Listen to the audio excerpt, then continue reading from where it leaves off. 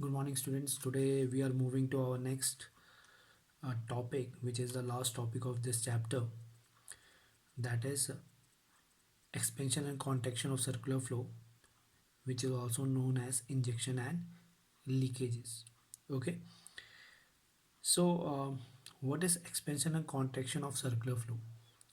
See, expansion means when there is a rise in the level of income and output in the economy, and contraction means there is a fall in the level of income and output in the economy.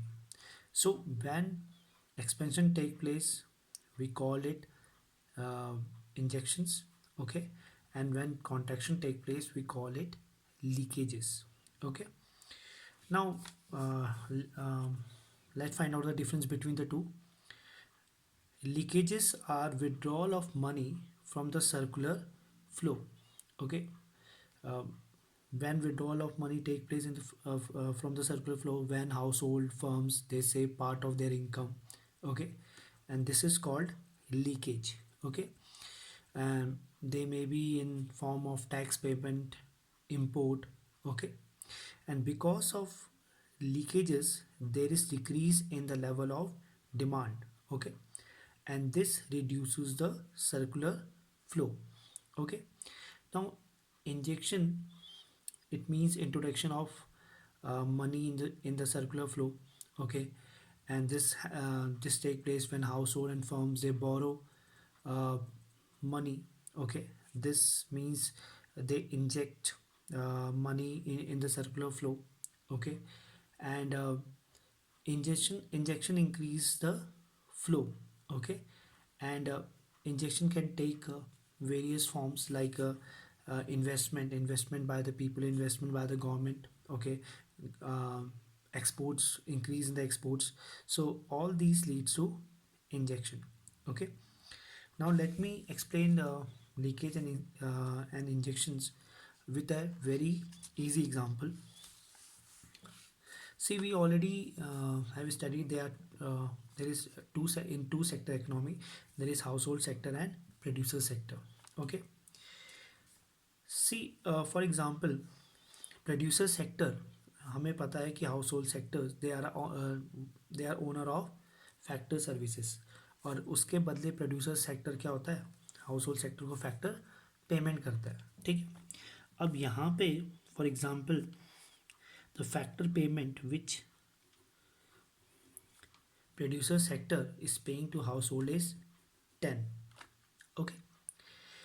हमें पता है कि to sector economy में जो factor payment होता है, जितना factor payment household sector को जाएगा उतना ही वो factor payment as a consumption expenditure spend करेगा, जो वापस जाके किस पे जाएगा, प्रोड्यूसर सेक्टर के पास आ जाएगा, ठीक है। Circular flow of money. पर क्या हुआ कि जो हाउस होल्ड सेक्टर है उसने इस 10 इस 10 रुपीज़ में से दो उसने क्या कर दिया, सेव कर दिया, ठीक है। अब यहाँ पे सेविंग का मतलब है कि उसने कोई बैंक में नहीं डाला, उसने बस रख दिए किनारे, ठीक है। और अब 10 रुपये की जगह 8, only 8 rupees is use as a consumption expenditure, okay. अब प्रोड्यूसर सेक्टर ने पे कितना किया था, 10 रुपये, और आया कितना, 8 रुपये। तो ये जो 2 रुपये है जो इस सर्कुलर फ्लो से निकल गया बाहर, इसे क्या कहते हैं, लीकेज, यानी withdrawal of money from the circular flow, okay. अब हाउस होल्ड सेक्टर ने कितना स्पेंड किया है, 8 रुपये। प्रोड्यूसर सेक्टर के पास कितना पैसा आया, 8 रुपये। तो इससे क्या होगा कि जो लेवल ऑफ डिमांड होगा वो अब कम हो जाएगी, ठीक है। क्योंकि अब प्रोड्यूसर सेक्टर 10 की जगह कितना प्रोड्यूस करेगा, सिर्फ 8 का करेगा, ठीक है। आगे समझ में। और और इससे क्या होगा, ये जो फ्लो है वो अब रिड्यूस हो जाएगा, ठीक है। 10 की जगह अब क्या चलेगा, 8 चलेगा, ठीक है।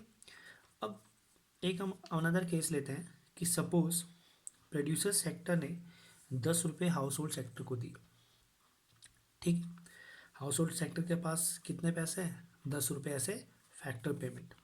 अब हाउस होल्ड सेक्टर ने क्या किया, उसने कहीं से बोरो किया और अब 10 की जगह 12 रुपये उसने कंजम्पशन एक्सपेंडिचर किया, 12 रुपये का कंजम्पशन एक्सपेंडिचर किया। तो पहले कितना था 10, अब कितना हो गया 2। तो दिस 2 rupees which is added is injection, यानी introduction of money in the circular flow. Okay, अब प्रोड्यूसर सेक्टर ने कितने दिए थे 10 और आए कितने 12।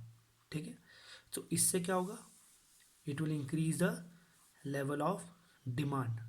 ओके, अब नेक्स्ट टाइम प्रोड्यूसर सेक्टर जब प्रोड्यूस करेगा तो वो 10 की जगह कितना करेगा 12 का करेगा।